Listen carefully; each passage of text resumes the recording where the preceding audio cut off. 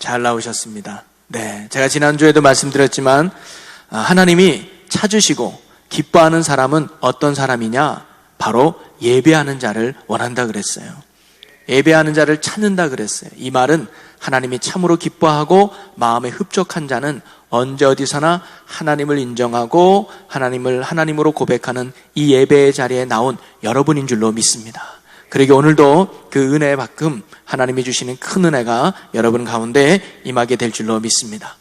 오늘 우리가 함께 나눈 고린도전서 5장 1절에서 16절 말씀을 가지고 말씀의 제목이 뭐냐면 성도의 아름다운 관계라는 제목의 말씀이에요.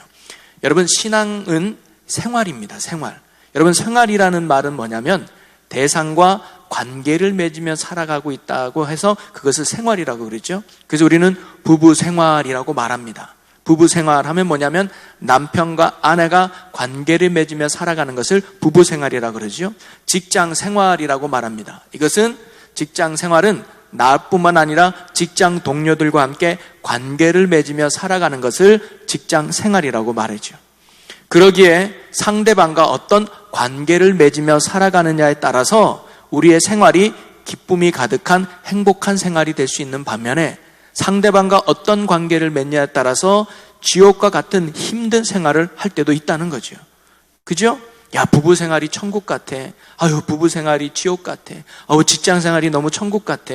직장 생활이 지옥 같아. 이거는 환경이나 상황이 중요한 게 아니라 사람과 어떤 관계를 맺느냐에 따라서 우리의 삶이 많이 달라진다는 거죠. 여러분, 신앙도 마찬가지입니다. 신앙도 생활입니다. 그래서 신앙 생활이라고 말하죠. 그래서 이 신앙 생활도 관계를 잘 맺어야 복된 신앙생활을 할 수 있는데 우리가 맺어야 될 관계는 크게 두 가지의 관계입니다. 하나는 하나님과의 관계를 잘 맺으며 살아가는 것이 복된 신앙생활입니다. 하나님과의 관계가 잘 맺어지면요, 예배 드리러 나오는 시간이 기다려지는 거예요. 하나님의 관계가 좋으면 예배 나오는 게 발걸음이 가볍고 기뻐지는 거예요. 근데 하나님의 관계가 삐그덕하면 예배 나오는 게 귀찮아지기 시작합니다. 기도하는 게 힘들어지기 시작해요. 그 다음에 또 하나의 관계가 뭐냐면 성도들과의 관계가 좋아야 합니다. 성도들과 관계가 좋아지면 속회 예배 드리는 것이 신나요. 성도들과 관계가 좋아지면 선교회 활동이 자발적입니다. 그러나 성도와의 관계가 삐그덕하면, 성도와의 관계가 뭔가 안 풀리면 소그룹 하는 게 싫어지는 거예요. 속회 모임이 싫어지고 선교회 모임 나가기를 싫어지는 거죠. 그래서 건강한 신앙생활, 행복한 신앙생활 함에 있어서 비결은 뭐냐면 하나님과의 관계가 좋아지고 성도들과의 아름다운 관계를 맺어갈 때 그 신앙생활이 행복하고 복되고 건강한 신앙생활인 줄로 믿습니다. 그러기에 신앙인들의 삶이 구체적으로 드러나는 부분을 말한다고 한다면 그것은 어디에 있느냐? 관계성에 있다는 겁니다. 교회 안에는요, 여러 계층 그리고 다양한 사람들이 한 곳에 모여서 신앙생활을 하고 있습니다.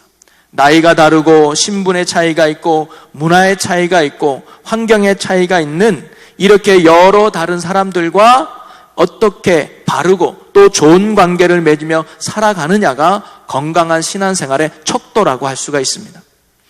옛날에는요, 선교사님이 저희 한국을 이렇게 딱 방문했을 때 재밌는 일화가 하나 있어요. 처음에 한국에 오니까 한국말도 서툴고 문화도 잘 모르잖아요. 그래서 이 선교사님이 전도를 나갔습니다. 전도를 나갔더니 할아버지께서 서로 다투고 있었어요. 그러면서 뭐라고 하냐, 야, 이 영감탱이야, 막 이런 표현을 쓰는 거예요. 그러니까 이 선교사님이 영감탱이라는 말을 잘 모르니까 할아버지, 영감탱이가 뭐예요? 이렇게 물어본 거예요. 그랬더니 또 외국 사람한테 또 이렇게 미안하니까 이 영감탱이는 우리처럼 나이가 많은 분들을 높여주는 높임말이라고 한 거예요. 그리고는 또 그 다음날 가보니 이번에는 할머니들끼리 또 다투는 거예요. 그러면서 뭐라고 하냐면 이 할망구야, 이렇게. 제가 좀 순화해서 표현한 겁니다. 야, 할망구야, 이러는 거예요. 그러니까 또 할망구가 뭐예요? 물어보니까 이 할망구는 이 나이든 할머니들을 높여주는 높은 말입니다. 그러는 거예요. 오케이, 알았어요. 그리고 또 며칠 있다가 또 전도를 나갔더니 이번에는 젊은 여자들끼리 막 싸우네요. 그러면서 뭐냐면 이 옆편내야 막 이러면서 싸우는 거예요. 그러니까 또 이 옆편내가 뭐냐고 물어보니까 이 옆편내는 이런 젊은 사람들을 높여주는 말이라고. 그리고는 선교사님이 잘 이해하고 이제 돌아갔습니다. 그리고 주일날이 됐어요. 성도들이 이제 예배드리러 오잖아요. 그랬더니 선교사님이 강단에 서서 말하기를 영감탱이들은 이쪽에 앉으시고 할망구들은 이쪽에 오시고 옆편내들은 뒤에 앉아주세요 이랬다는 얘기가 있어요. 여러분 웃어줘서 너무 고맙습니다. 네. 왜냐하면 교회 안에는 그만큼 다양한 사람들이 있는 것이죠. 여러분 구원은 모든 사람에게 열려 있잖아요. 신분이나 나이나 환경에 차이 없이 예수 그리스도를 믿게 나면 누구나 구원받는 거예요. 그렇기 때문에 교회도 구원받는 사람들이 모이다 보니까 모든 계층에 모든 다양한 사람들이 모이는 것이 바로 교회라고 하는 공동체입니다. 오늘 성경에 등장하는 디모데도 목회를 하면서 여러 계층의 성도들을 다 접해야만 했습니다. 연로하신 어른들과 또 젊은이들 그리고 어린 아이에 이르기까지 모두 만나야 했으며 심지어 가부까지도 돌보면서 모든 사람과 관계를 맺어야 했던 것이 목회자인 디모데의 삶이었습니다. 오늘 교회에 속해 있는 우리들도 마찬가지죠. 우리도 역시 다양한 이들과 관계를 맺으면서 신앙생활을 우리도 하고 있는 것입니다. 목사인 저만 성도의 다양함과 관계를 맺고 사는 것이 아니라 성도인 여러분도 여러 다양한 성도들과 관계를 맺으며 살아가야 한다는 거죠. 성도 간의 관계는 그래서 참으로 중요합니다. 교회는 독특한 관계로 맺어진 공동체이기 때문이죠. 다양한 배경과 특징, 연령의 사람들이 모인 곳이기에 일체감을 가진다는 것이 여간 쉬운 게 아닙니다. 사회에서는 예를 들어서 학부모 또는 어디 기업인 출신, 어디 학교 출신 이러면 뭔가 공통점이 딱 있기 때문에 서로 일체감을 갖는 게 쉽지만 교회에서 그런 다양함 속에서 일체감을 갖는 것이 때로는 쉽지 않을 수도 있습니다. 오늘의 시대는 우리가 흔히 말하기를 이웃을 잃어버린 시대라고 말하기도 합니다. 개인주의가 만연하여서 이웃을 알고 싶지도 않고 또 이웃이 나를 알아가는 것도 부담스럽고 불편한 시대 속에 우리는 살아가고 있죠. 그러나 우리는 이러한 냉랭한 현실과 환경 속에서도 좋은 관계를 맺어가고 바른 관계를 맺어가고 아름다운 관계를 맺어가며 신앙생활을 해야 한다는 거지요. 그럴 때 교회 공동체 안에서 주시는 하나님의 놀라운 은혜와 능력이 교회 안에 충만하게 될 줄로 믿습니다. 하나님은 그러라고 공동체인 교회를 세워주신 것이죠. 그런 영적인 시너지 효과를 발휘하라고 말입니다. 그러면서 오늘 바울도 디모데에게 말하기를 교회 안에 있는 다양한 성도들을 바르게 또 아름답게 관계를 맺으며 대할 것을 권면하는 말씀입니다. 그러면서 그는 크게 세 부류의 사람을 나눠서 이야기를 하는 거예요. 첫째는 뭐냐면 노인들과 젊은이에 대해서 이렇게 대해라. 또 두 번째는 가족들에 대해서 이렇게 대해라. 그리고 세 번째는 소외당한 사람들에 대해서 이렇게 대해라라고 하면서 디모데에게 가르쳐주고 권면하는 말씀이 오늘 우리가 읽은 본문 말씀의 내용입니다. 그러면서 오늘도 이 말씀을 통해서 우리도 교회 안에서 여러 성도들과의 관계를 맺을 때 좋은 관계를 맺어가고 바른 관계를 맺어가고 아름다운 관계를 맺어가면서 우리 교회가 더욱 건강한 교회가 되고 행복한 성도들로 가득 차고 또 세워질 수 있는 그런 복된 교회, 복된 성도로 세워질 수 있기를 주님의 이름으로 간절히 축원합니다. 다시 한번 말하지만 신앙생활은 좋은 관계 속에서 행복한 신앙생활을 할 수 있기 때문이죠. 자, 그러면 첫 번째로 바울이 디모데에게 말씀한 관계의 내용은 뭐냐면 노인과 젊은이에 대해서 말하는 거예요. 자, 오늘 1절과 2절인데요. 우리 1절, 2절을 우리 다 같이 한번 읽어보겠습니다. 시작. 늙은이를 꾸짖지 말고 고나되 아버지에게 하듯하며 젊은이에게는 형제에게 하듯하고 늙은 여자에게는 어머니에게 하듯하며 젊은 여자에게는 온전히 깨끗함으로 자매에게 하듯하라. 아멘.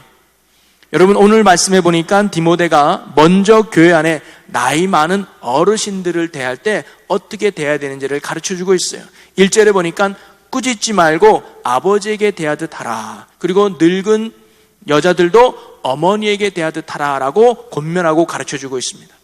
여기서 보면 꾸짖지 말라라는 표현을 보면 아마 꾸짖을 만한 일들이 어르신들이 있었던 것 같아요. 지금도 나이가 연로하거나 보면 육신적으로 많이 약해지죠. 걷는 것도 힘들고 일하는 것도 빨리지 않다 보니까 여러 잦은 실수를 할 수 있지요. 아마 디모데가 있는 에베소 교회도 뭐를 일을 합시다 그러면 의욕은 앞서는데 잦은 실수를 했던 사람들이 아마 나이 많으신 어른들이었던 것 같아요. 그러면서 왜 이러세요? 왜 저러세요? 라고 꾸짖던 일들이 아마 교회 안에서 있었던 것 같습니다. 그런데 디모데가 말하기를 어른들이 잦은 실수를 해도 부족함이 보여도 꾸짖지를 마라 라고 말합니다. 그러면서 뭐라고 말하냐면 늙은 어른을 아버지같이 대하라. 그리고 늙은 여자들 어머니처럼 대하라. 쉽게 말하면 부모님처럼 대하라는 거예요. 여러분, 부모님처럼 대한다는 게 뭡니까? 존중이 여기고 공경이 여기라는 거죠. 그것이 바로 공동체 안에서의 바른 관계를 맺어가는 성도들의 모습이어야 한다는 겁니다. 또 젊은이를 대할 때는 어떻게 대하느냐? 젊은 남자는 형제 대하듯이, 그리고 젊은 여자는 자매 대하듯이 다라 하면서 온전히 깨끗함으로 대하라라고 말하고 있습니다. 여러분, 형제 자매는 누가 형제 자매예요? 가족이죠, 가족. 나랑 같이 피를 나누고 한 집에서 자는 가족이 형제 자매잖아요. 한마디로 말하면 교회 성도들을 누구 대하듯 하라는 거예요? 가족 대하듯 하라는 거예요. 그게 성경이 가르치는 아름다운 성도의 관계의 핵심입니다. 여러분, 가족은 비밀이 없잖아요. 가족은 서로 존중이 여기잖아요. 가족은 서로 돕는 거잖아요. 그게 교회 공동체의 가장 중요한 가치요 핵심이 되어야 된다고 가르쳐주고 있는 것입니다.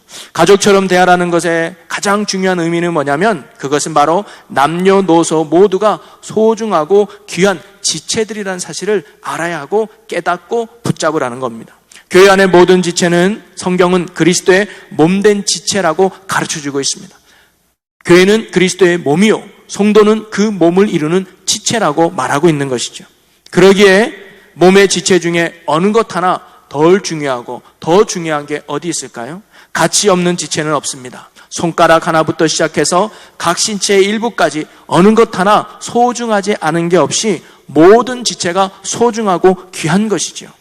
마찬가지로 교회 안에서 나이가 많든지 나이가 적든지 실수를 하든지 실수를 안 하든지 하나님 앞에는 모두가 사랑스러운 자녀요 소중한 지체임을 잊지 말라는 것입니다. 그러기에 때로 연약한 나이 드신 분이 실수해도 꾸짖지 말고 그를 존중히 여길 수 있는 마음을 가져야 된다는 거죠. 그러기에 나이 든 성도들을 부모 대하듯 공경하고 배려하고 이해심을 갖는 것이 아름다운 성도의 관계라는 거죠. 저희 교회도 보면 나이 드신 어르신들이 많이 있지요. 그러면 그런 어르신들한 배려와 또는 이해와 섬김이 있는 교회가 건강한 교회라는 거죠. 엘리베이터 하나를 타더라도 먼저 양보하고 식사할 때도 먼저 어르신들에게 양보할 수 있는 이런 배려와 섬김과 사랑이 있는 교회가 된다면 그 교회가 건강한 교회요, 아름다운 관계 속에서 풍성한 행복한 교회가 될 줄로 믿습니다. 또 하나 사도 바울은 디모데에게 무엇에 대해서 가르쳐 주냐면 가족 간에 대해서 이야기해 주고 있습니다. 3절부터 8절까지의 말씀인데 우선 4절 한 절 말씀만 보면 이렇게 기록되어 있습니다. 우리 4절 여러분들이 한번 읽어보겠습니다. 시작.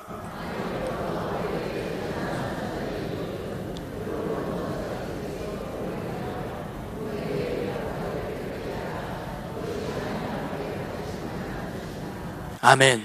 본문은 자녀들이 부모에게 먼저 효를 행할 수 있도록 가르치라라고 말씀하고 있습니다. 당시의 과부는 외롭고 힘이 없는 사람을 대표하고 있습니다. 이런 과부에게 혹시 자녀나 손자가 있다면 그들이 먼저 부모를 잘 섬기고 잘 돌볼 수 있도록 가르치라는 것이죠. 내 부모는 힘들어하는데, 내 부모는 어려워하는데 그 부모에 대한 신경을 쓰지 않고 성도에게 바깥 사람에게 잘한다? 그것은 하나님이 원하는 모습이 아니라는 것입니다. 그래서 성경은 자기 가족을 돌보지 않는 사람은 불신자보다 더 악한 사람이라고 말씀하면서 먼저 가족을 돌볼 것을 가르쳐주죠. 8절 말씀에 이렇게 기록되어 있습니다. 우리 8절 한번 읽어봅니다. 누구든지 자기 친족 특히 자기 가족을 돌보지 아니하면 믿음을 배반한 자요 불신자보다 더 악한 자니라. 아멘. 그러기에 우리가 교회 안에서 성도들과 아름다운 관계를 맺기 있어서 중요한 건 내가 있는 가족 간의 아름다운 관계를 맺는 것도 중요하다는 거죠. 여러분, 기독교는 효의 종교인 줄로 믿습니다. 초기 한국 기독교회가 들어왔을 때 많은 사람들에게 핍박을 받고 박해를 받았던 이유가 있는데, 그게 뭐냐면 제사를 지내지 않는다고 많이 핍박했어요. 왜냐하면 유교 사상이 가득한 우리나라에서의 제사는 어떤 의미가 있느냐? 부모의 은혜를 기억하고 받드는 게 제사의 의미잖아요. 그런데 우리 기독교가 제사를 지내지 않는다, 이 말은 뭐냐면 기독교는 불효막심한 종교다, 이거는 감히 우리가 받아들일 수 없는 종교라 하면서 기독교를 많이 핍박하고 박해했던 그런 시기가 있었습니다.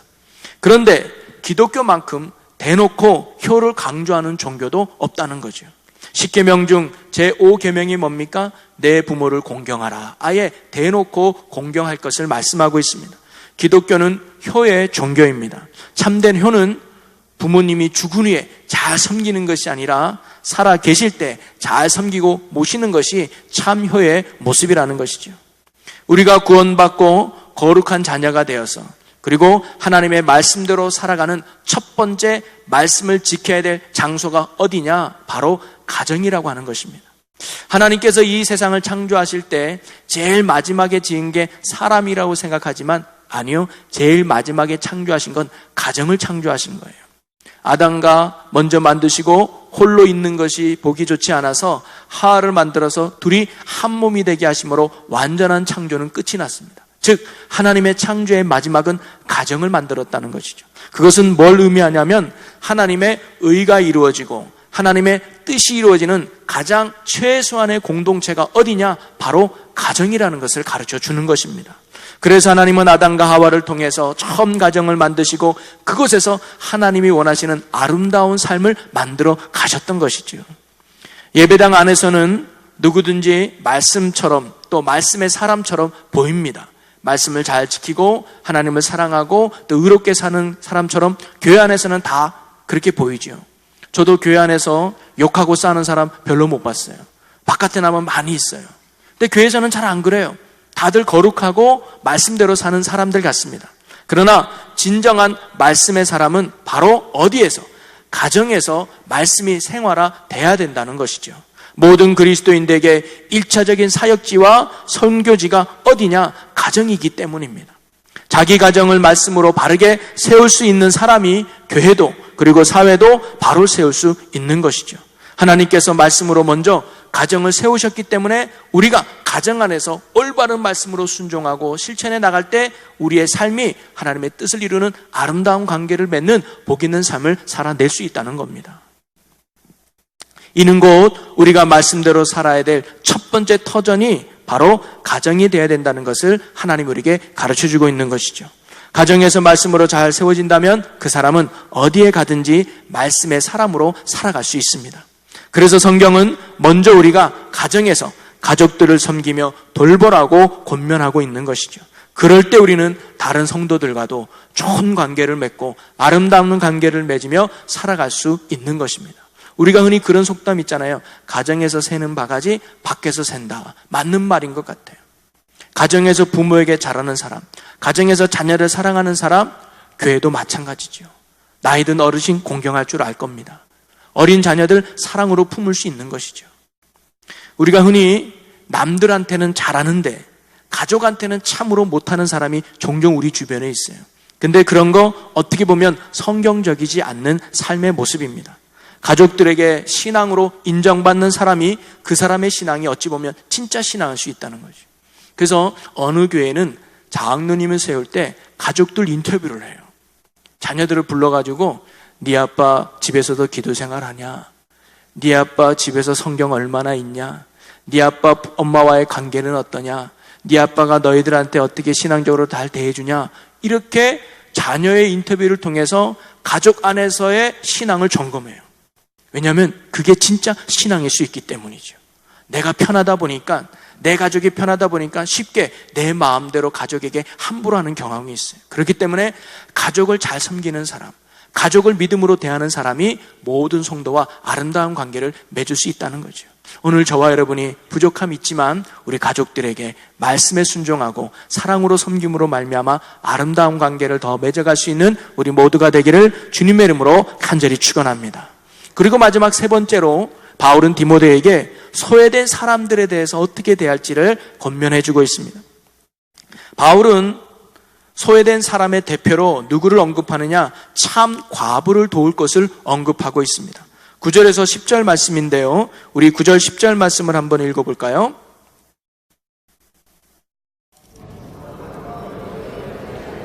네. 한 남편의 아내였던 자로서 선한 행실의 증거가 있어 혹은 자녀를 양육하며 혹은 나그네를 대접하며 혹은 성도들의 발을 씻으며 혹은 환난 당한 자들을 구제하며 혹은 모든 선한 일을 행하는 자라야 할 것이라. 아멘. 참 가문은 나이 많은 홀로 된 가부를 의미하죠.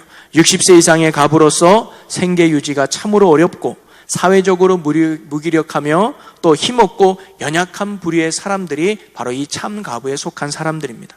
쉽게 말하면 누군가가 절대 도와주지 않으면 살아갈 수 없는 참으로 연약하고 힘든 사람들, 그런 사람들을 대표하는 게 참 가부인 것이죠. 하지만 홀로 된 여인 가운데서도 아무나 참 가부로 이름을 올리는 것이 아니라 오늘 우리가 읽은 말씀처럼 정숙한 여인, 즉 선한 행실과 바르게 관계를 맺은 사람을 올릴 것을 말씀하고 있습니다. 또 젊은 가부에 대해서는 이렇게 표현합니다. 11절 말씀 함께 읽어볼까요? 젊은 가부는 올리지 말지니 이는 정욕으로 그리스도를 배반할 때에 시집가고자 함이니. 반면 젊은 가부는 도와주는 사람의 이름에 올리지 말라고 합니다. 왜냐하면 그들은 아직 젊어서 쉽게 시집가서 도움을 받을 수도 있고 아직도 젊기 때문에 스스로 나름대로 일을 할 수도 있고 도움을 받을 수도 있기 때문에, 즉 혼자 살아갈 수 있는 힘이 있기 때문에 그들은 도와주지 말아라. 쉽게 말하면 이 초대교회, 즉 바울은 집중과 선택이었다는 거죠.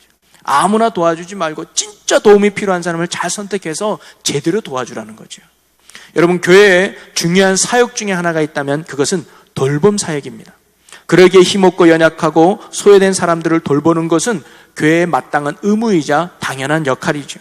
그러나 구제의 대상을 신중하게 선정해야 되는 것은 필요합니다.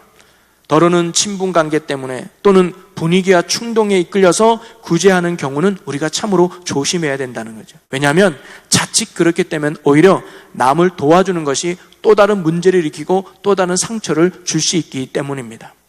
아까도 말씀드렸지만 교회는 그리스도의 몸이라고 말씀드렸고 성도는 그 몸을 이루는 지체라고 말씀드렸습니다.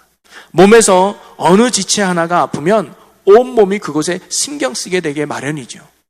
왼쪽 손이 하나 다치면 이걸로 끝나는 것이 아니라 이 아픔이 온 몸으로 와서 거기에 신경 많이 쓰이잖아요. 제가 가끔 혓바늘이 돌아서 입에 이렇게 가시가 돋칠 때가 있습니다. 그러면 작은 상처 하나지만 그것 때문에 되게 온몸이 신경 쓰이는 거 여러분도 경험해 봤잖아요. 왜 그런지 아십니까? 공동체이기 때문이에요. 하나로 연결되기 때문이에요. 팔은 팔대로, 그 다음에 다리는 다리대로 따로 노는 게 아니라 어느 하나가 아프면 다 연결되기 때문에 그 아픈 것이 잘 치료될 수 있도록, 그 아픈 것이 잘 회복될 수 있도록 온몸의 지체들이 뭐예요? 합력하여서 선을 이루는 게, 그게 몸의 특징이잖아요. 교회가 그런 곳이 돼야 된다는 것입니다. 교회 공동체는 그렇습니다. 지체 하나하나를 소중히 여기며 서로 존중히 여겨야 합니다. 특별히 연약하고 소외된 성도들을 돌아보고 그들을 아낌없이 섬기는 것이 교회의 가장 중요한 사역과 역할 중에 하나라는 거죠. 그런 의미에서 본다면 참 우리 교회는 좋은 내용이 하나 있는 것 같아요. 여러분들이 매 주일마다 헌금하는 주일연보라는 헌금이 있잖아요. 이거는 100% 구제 헌금을 위해서 쓰여집니다. 따로 뭐 교회 물건을 사거나 또는 뭐 행사하거나 이럴 때 쓰는 것이 아니라 이것은 100% 장학금과 구제 헌금으로 사용되어져요. 그래서 우리 교회에 정말 생계 유지가 어렵고 힘든 가정들에게 매월 정기 금액으로 후원하고 있습니다. 혹시 여기 이제 속자님들도 많이 계시는데 여러분들 속원들 중에 정말로 돕고자 필요하고 어려워서 손길이 필요한 분이 있으면 주저 마시고 교회에 알려주면 좋겠어요. 그런데 오늘 성경에 보니까 먼저 내가 도와줄 수 있으면 도와주래요. 그래서 교회에 큰 부담을 안기지 말래요. 먼저 내가 도와줄 수 있는 거 도와주고 그래도 더 큰 도움이 필요하면 반드시 교회에 연락을 하셔서 교회 차원에서 그 성도를 도와줄 수 있는 게 교회 역할임을 잊지 마시고 여러분 주변에 힘든 성도, 어려운 성도가 있다면 주저 마시고 교회에 말씀해 주시면 여러분이 드린 헌금으로 정성껏 도와드리고 있으니까 그렇게 여러분 협조해 주시면 고맙겠습니다. 그러면서 우리가 이렇게 연약하고 또 또 부족하고 약한 자들을 잘 돌보는 교회가 될 때 그 교회가 정말로 건강한 교회가 되고 행복한 성도들이 꿈꾸는 아름다운 재단이 될 줄로 믿습니다. 말씀을 정리해 보면요, 오늘의 말씀의 제목은 성도의 아름다운 관계입니다. 성도도 혼자 살아갈 수 없습니다. 교인들과 좋은 관계, 바른 관계, 아름다운 관계를 맺으며 살아가야 우리가 행복하고 건강한 삶을 살아갈 수 있는 것이죠. 그런데 요한 1서 4장 20절에 보면 이런 말씀이 있습니다. 우리 함께 같이 읽어봅니다. 누구든지 하나님을 사랑하노라 하고 그 형제를 미워하면 이는 거짓말하는 자니 보는 바 그 형제를 사랑하지 아니하는 자는 보지 못하는 바 하나님을 사랑할 수 없느니라. 아멘.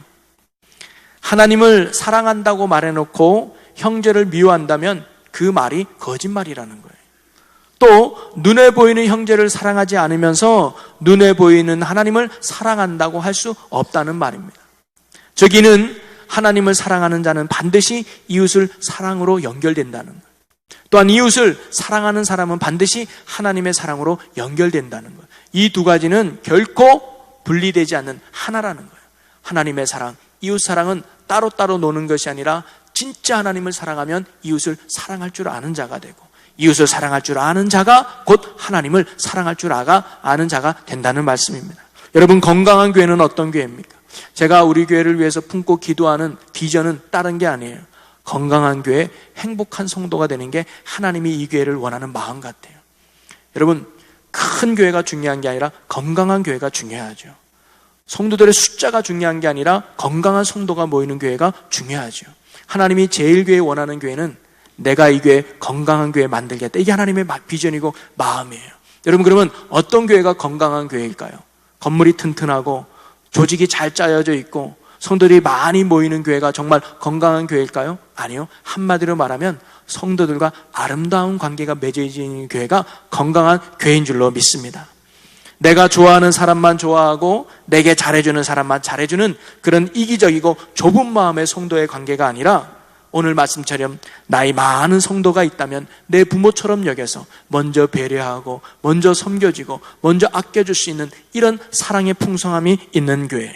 그리고 젊은 성도는 형제 자매처럼 정직하게 친하고 편안하게 부드럽게 대해줄 수 있는 그런 가족 같은 분위기의 성도들.